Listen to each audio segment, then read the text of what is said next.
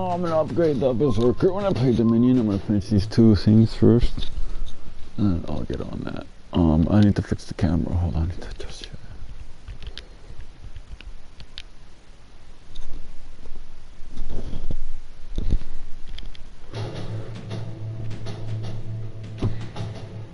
Going on, motherfuckers?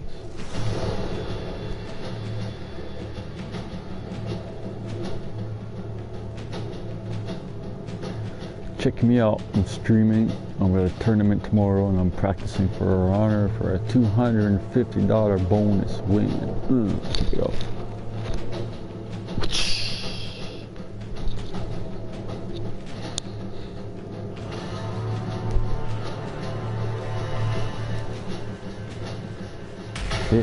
It's good for you. Oh yeah. Okay. Oh, it's good for you. Round one.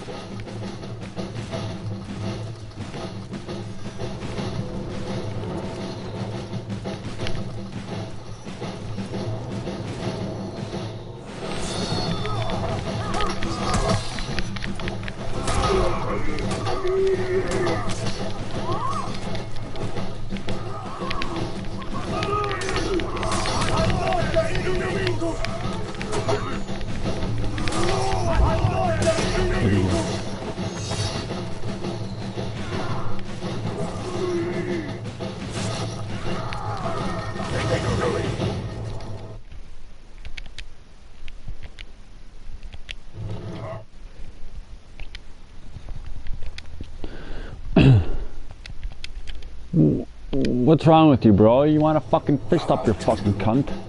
Fucking piece of shit. Take my fucking kill, you little niggers.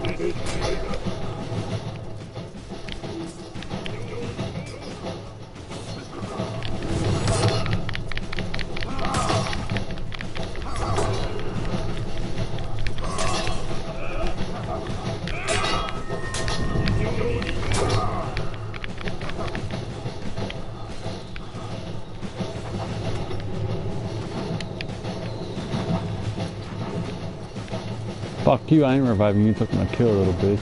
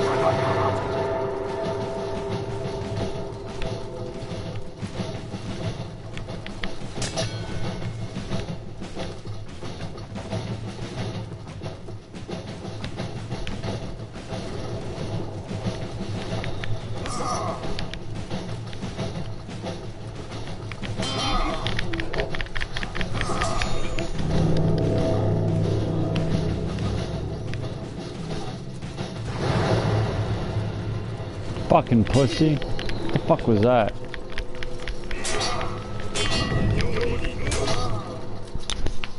Fucking fag.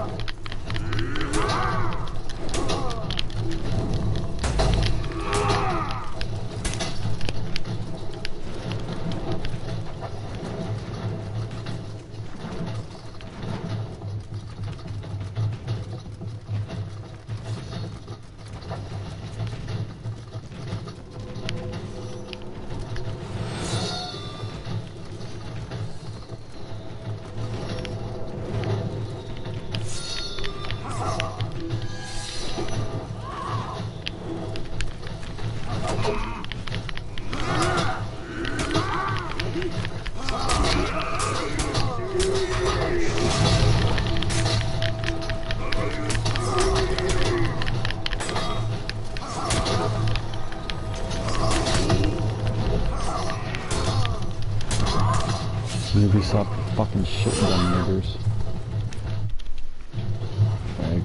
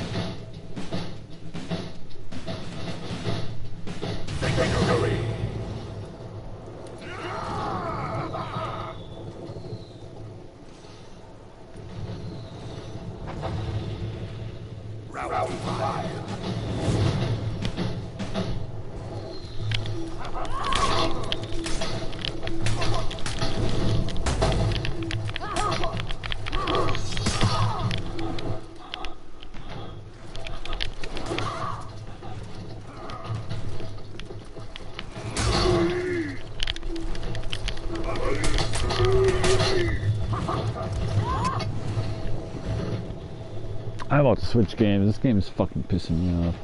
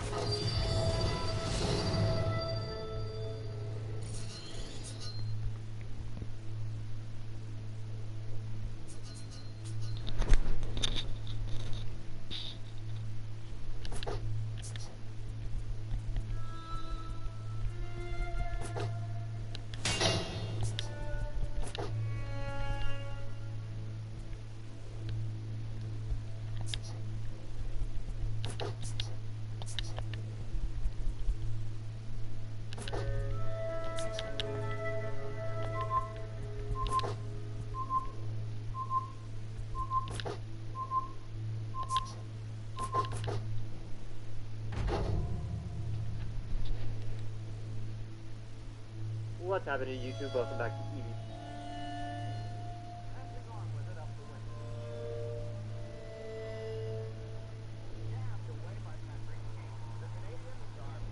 Oh, good.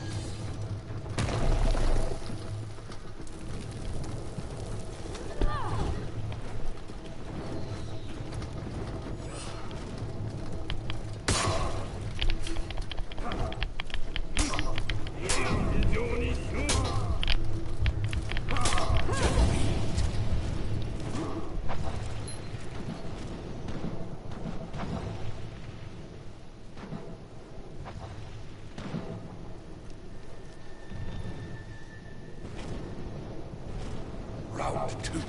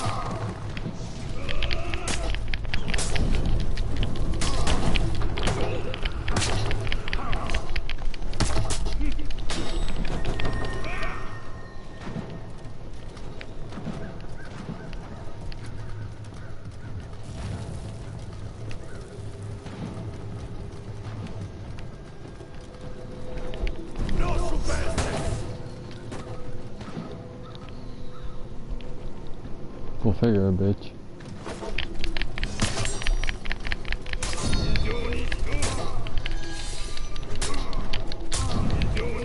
Fucking bitch, nigga.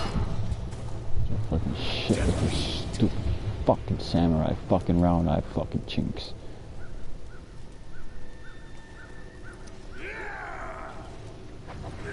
Round 3.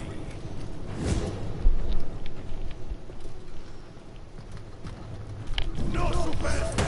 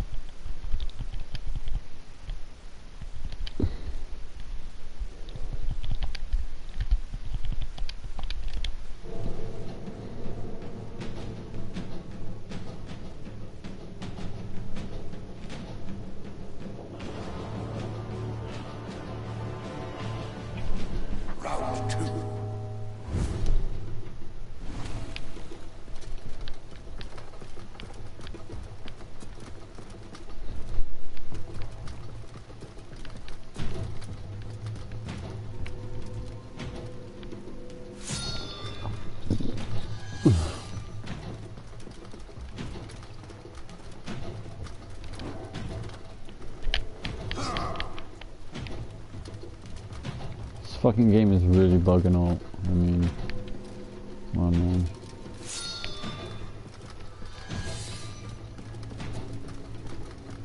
I can't even play one round without it fucking around, man. I need to stop getting your fucking shit together, man.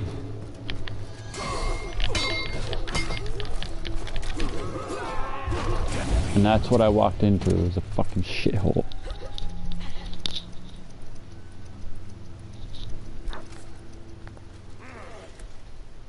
Route 3.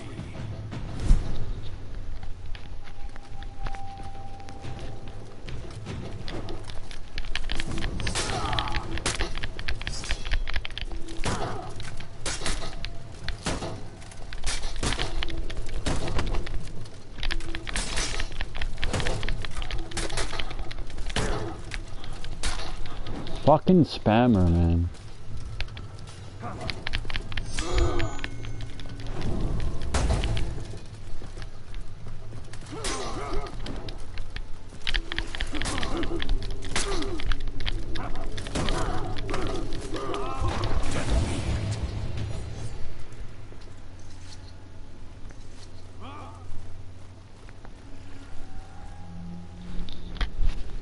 Route 4.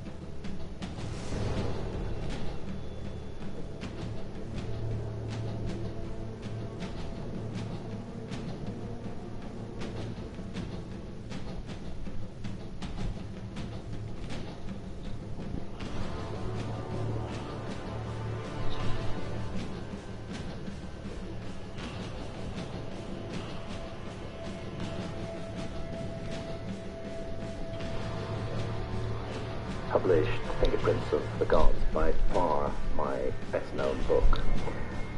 It was a quest for a lost civilization. And what I didn't realize then was that that quest was only beginning. So Magicians of the Gods is the culmination of 20 years of research since I published Fingerprints of the Gods, bringing together all the new evidence. Evidence for archaeological sites that weren't even discovered when I published Fingerprints of the Gods, archaeological sites that change the way we look at our past, and evidence for an extinction level event that took place 12,800 years ago, which wiped out not only the mammoths and the woolly rhinos, but also an advanced, lost civilization of prehistory.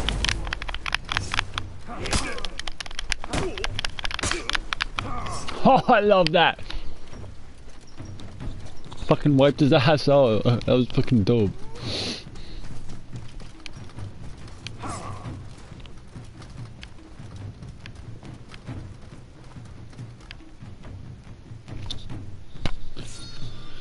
Fucking Ubisoft, man. You just keep making your games worse all the time.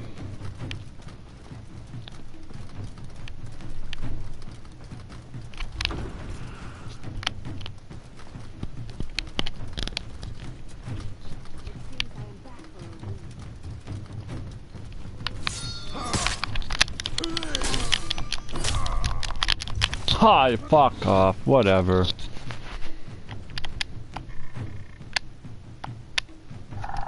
The righteous thank you.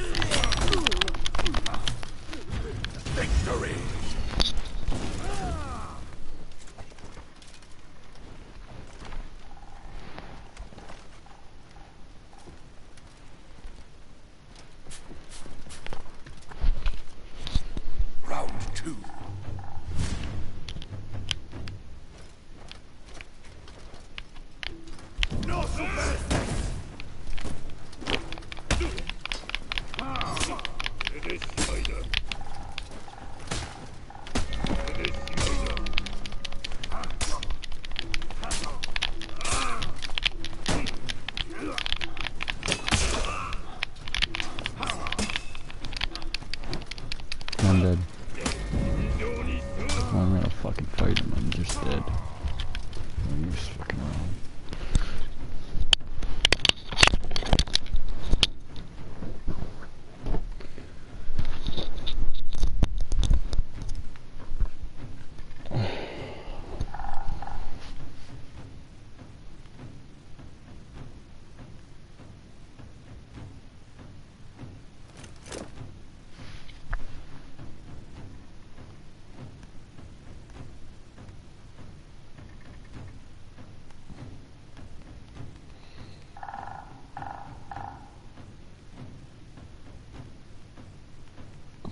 They're not rid of me yet.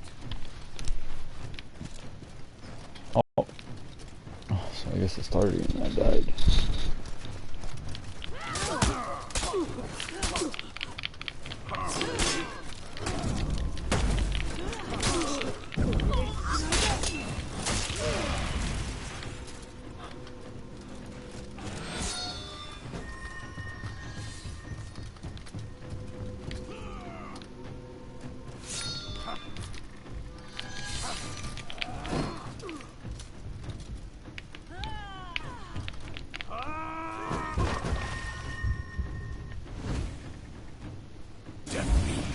Did I actually get him?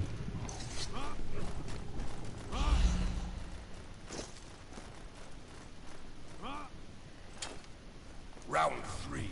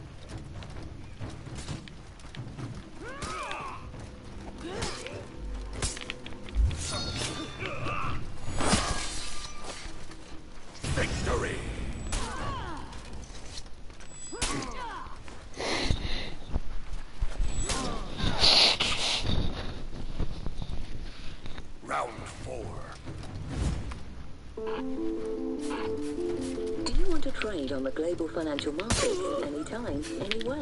Coding 212 on your mobile device to trade currencies, stocks, commodities, and indices. Start now with a free £10,000 practice account.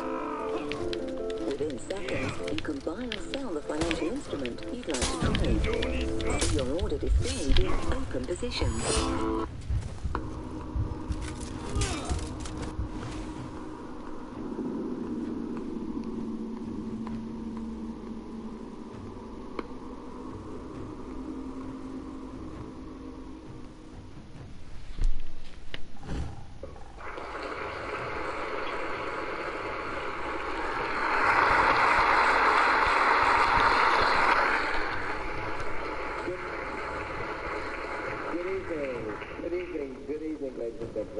Thank you so much for being here. Okay, yeah, as Andy said, I'm going to do a little warm-up act for myself, which will be half an hour of indulgence on the historical background to my story about my novel about the Spanish conquest of Mexico, called War God. In fact, the novel is one of a series of 3 novels, and I've already written the second volume of that series, which will be published next year. The first volume is already out. But what I'm going to give is the historical background to that novel, about half an hour, and then go immediately into sharing some of my new research. They had a stroke of luck. They heard that somebody who looked like Cortez, indeed was referred to by the Maya as a Castilian, was living on the mainland. And this turned out... I have been looking forward to this podcast for a long time, gentlemen. This is about as cool a podcast. For me, as a fan, this is like one of my favorite ones. Because Randall Carlson and Graham Hancock together, and your new book, Magicians of the Gods, is it out officially everywhere now? It's published on the 10th of November. Fantastic. All over the U.S. All over the U.S. And Randall, you guys together is so exciting to me. Because I know you guys spent a lot of time together, and you were working together on this current project. It was a fantastic research trip across the challenging scablands of Washington State, which ran over decades, and he just showed me the absolute irrefutable evidence of cataclysmic flooding in that area, and it plays a very important part in the book. North America was the epicenter of a global cataclysm between 12,800 and 11,600 years ago, and when you see it through Randall's eyes, you get it immediately. This whole subject, since you've been on my podcast and you've been on the podcast, is something that comes up. I mean, I'm not kidding. 4 or 5 times a week, someone will grab me and ask me, when is Graham coming back on again? When's Randall coming back? And when I tell people that you guys are coming on together, the people will start freaking out. So, we've been saying before this that people are taking time off work. They're having little viewing parties. So to you people out there, we're just as excited as you are.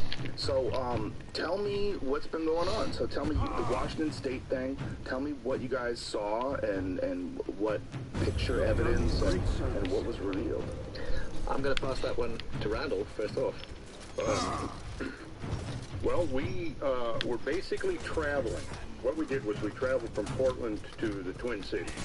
And what we did was essentially followed the southern margin of the Great Ice Sheet, for the most part. And what we were looking at was this evidence that the whole ice sheet had undergone this massive, catastrophic, sudden meltdown.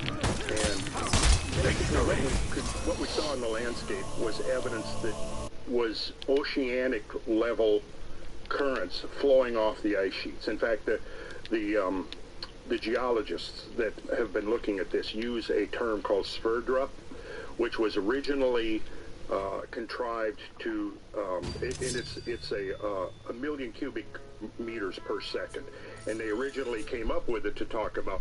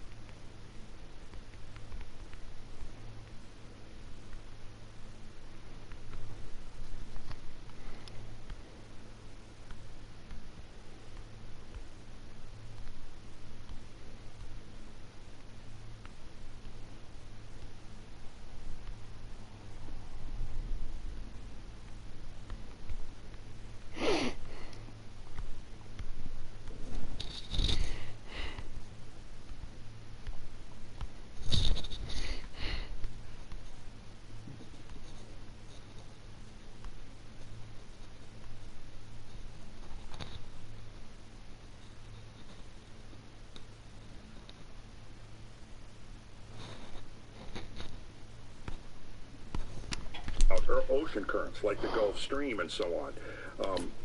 Not realizing that down the road it was actually going to be applied to currents that were flowing over the land. But that's what we were looking at. Spell that word. It's named after the scientist that first came up with the concept. It's Sverdrup, Sverdrup. It's 100 million. A million cubic meters per second.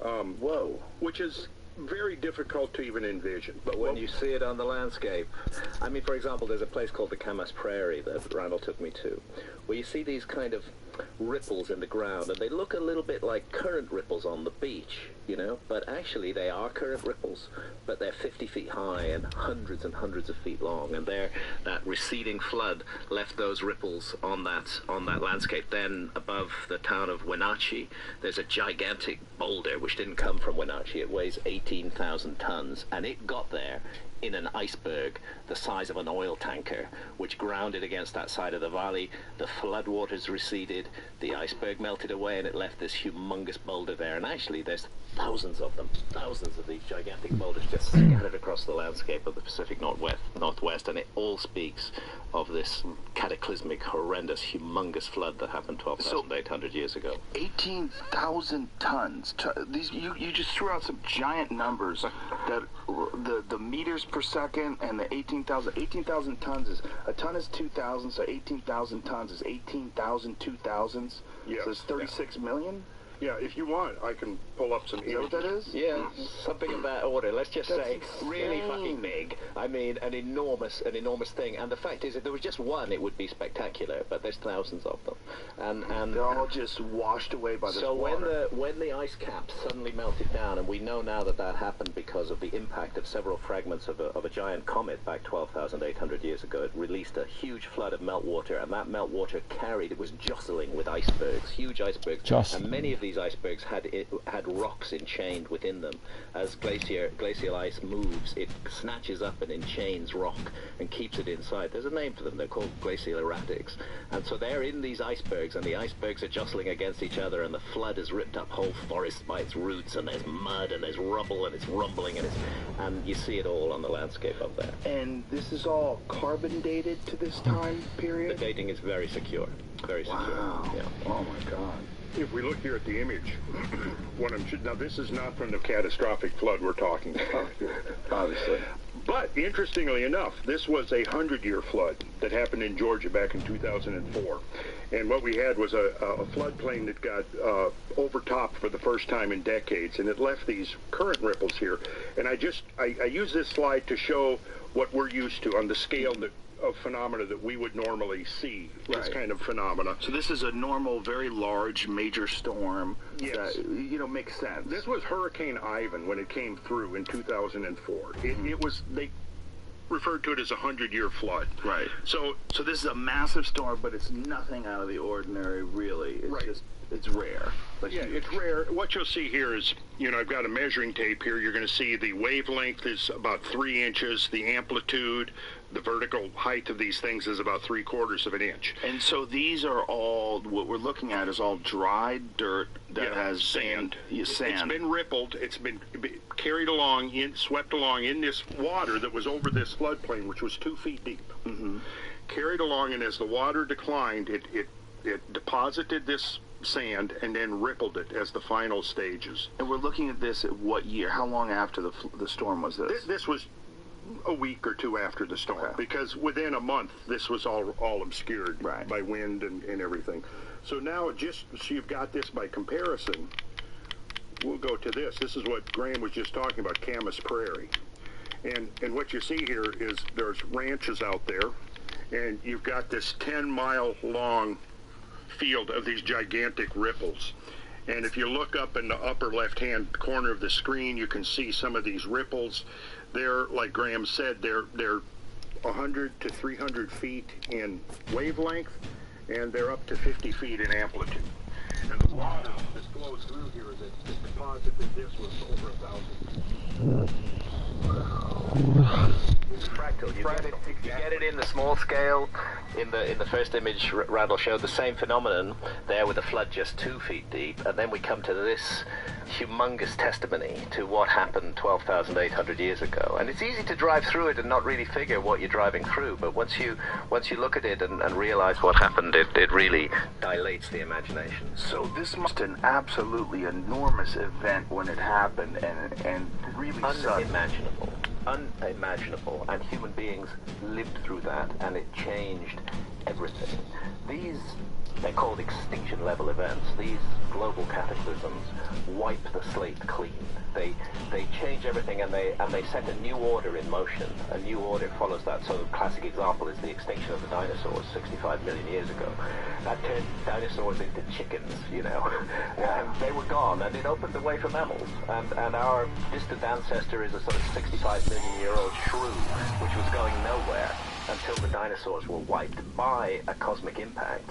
And then they began to evolve, and here we are. So dinosaurs became chickens, and shrews became human beings. That's almost harder for me to imagine than this. This is very hard for me to wrap my head around, but that we came from a shrew 65 million years ago, it's almost harder.